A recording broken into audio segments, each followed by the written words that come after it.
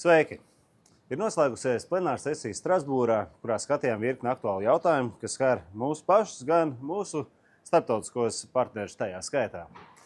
Plenāra sesija sākās 7. oktobrī, dienā, kad apritēja 1 gads kopš Hamas īstenotajiem 7. oktobra uzbrukumiem Izrēlē. Šie uzbrukumi ir arī šodien drūms atgādinājums par pastāvīgiem draudiem, ko ekstrēmistu un teroristu grupējumi rada ne tikai Izraēlas iedzīvotājiem, bet arī visai demokrātiskajai pasaulē. Ar steigu ir jāpievēršas plašākām drošības problēmām, kā Irānas destabilizējošai lomai tuvajos austrumos un tās atbalstam Krievijas karam Ukrainai tajā skaitā.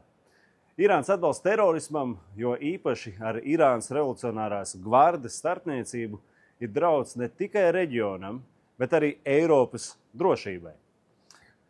Es turpināšu aicināt Eiropas Savienību atzīt Irānas revolucionāro gvardi par teroristisku organizāciju un ieņemt stingru nostāju Irānas ietekmes ierobežošanā. Tas, protams, prasīs laiku. Pievēršoties Eiropas Savienības autobūvas nozarei, kas ir ļoti svarīgi gan Latvijai, gan Eiropai, turpinām saskarties ar vien lielākiem izaicinājumiem, cenšoties līdzsvarot zaļā kursa pārmērīgās vides aizsardzības prasības ar nepieciešamību nodrošināt gan šīs industrijas, gan visas ekonomikas ilgtspēju. Lai gan inovācijas vidē draudzīga tehnoloģija jomā ir ļoti svarīgas, mums ir jāaizsargā mūsu nozare, tas ir Eiropas Savienības nozare, no pārmērīga regulējuma un jānodrošina, lai Eiropas autoindustrija saglabātu konkurētspēju. Runa ir ne tikai par darba vietām, bet arī par to, lai Eiropa saglabātu līderpozīcijas globālajā tirgū. Debatēs pievērsāmies arī pieaugošajiem dezinformācijas, populisma un viltus ziņu draudiem, kas grauj sabiedrības uzticību un demokrātiskos procesus visā Eiropas Savienībā. Neatkarīga žurnālistika un plašsaziņas līdzekļu plurālisms, daudzveidība ir veselīgas demokrātijas stūrakmens, un Latvija, tāpat kā daudz citas dalībvalstis, nav imūna pret tādiem apdraudējumiem, ko it īpaši rada manipulācija ar informācijas telpu, lai tā grautu demokrātiskas institūcijas, drošību un galvenokārt jau arī uzticēšanos. Ir pierādīts, ka informācijas manipulācijas digitālajā telpā spēj sabotēt vēlēšanas un šķelt sabiedrības. Mēs nedrīkstam pieļaut, ka mūsu informācijas telpa pārvēršas par mežonīgiem rietumiem. Lai saglabātu pamatiesības un aizsargātu mūsu digitālās vides integritāti, ir vajadzīgi skaidri noteikumi. Un arī šeit, šajā ēkā, šajā sesijā apspriedām šos būtiskos jautājumus. Plenāra sesijā apspriedām arī iekšējo robežu kontrolas atjaunošanu vairākās dalībvalstīs, kas ir radījusi nopietnas bažas par Schengenas zonas integritāti. Schengena ir viens no Eiropas Savienības lielākajiem sasniegumiem, kas simbolizē pārvietošanās brīvību miljoniem cilvēku.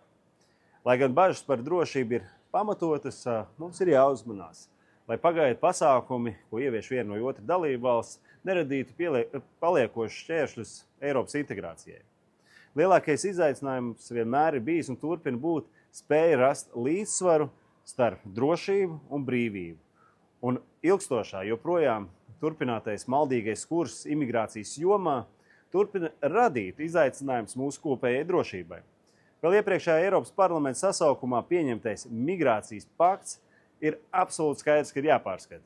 Migrācijas politikai ir jāatbilst visu, nevis atsevišķu Eiropas Savienības dalībvalstu interesēm. Kā zināms, arī šobrīd Ungārija ir Eiropas Savienības prezidējošā valsts. Attiecībā uz Ungārijas prezidentūru ir jomas, kurās mēs atrodam kopīgu valodu, taču arī būtiskas atšķirības. Ungārijas rīcība saistībā ar Krievijas agresijas karu pret Ukrainu joprojām ir destruktīva un grauj kopējās Eiropas Savienības politikas efektivitāti.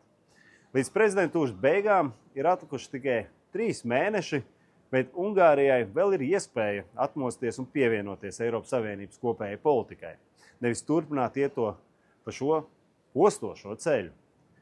Latvijai un visai Eiropai vienotība pret Krievijas agresiju ir būtiska mūsu drošībai un noteikti jau arī reģionālajai stabilitātei. Visbeidzot, viena no svarīgākajām debatēm šajā plenārsēdē bija par Gruziju, un tajā vērojamos centienos demontēt demokrātiju. Pret Ukrainu un prokrieviski noskaņoti paziņojumi publiskajā telpā, politiskā plurālisma, tātad daudzveidības apslāpēšana un vispārēja demokrātisko iestāžu erozija, tie ir trauksmes signāli, kurus mēs nedrīkstam ignorēt. Kā Eiropas konservatīvo un reformistu grupas pārstāvis sarunās par šo rezolūciju, iestājos arī par vēlēšanu novērotāju skaita palielināšanu drīzumā gaidāmajās Grūzijas parlamenta vēlēšanās. Runa ir ne tikai par Gruzijas demokrātijas aizsardzību, bet arī par stabilitātes nodrošināšanu reģionā. Šie ir tikai daži no šīs plenāras sesijas svarīgākajiem punktiem, jautājumiem, taču tie atspoguļo tos izaicinājumus, ar ko saskars Latvija un visa Eiropas Savienība. Paldies, ka sekojat līdzi. Nākamā Strasbūras plenāra sesija jau pavisam drīz aiznākam nedēļu. Uz drīzu saziņu. Tiekamies!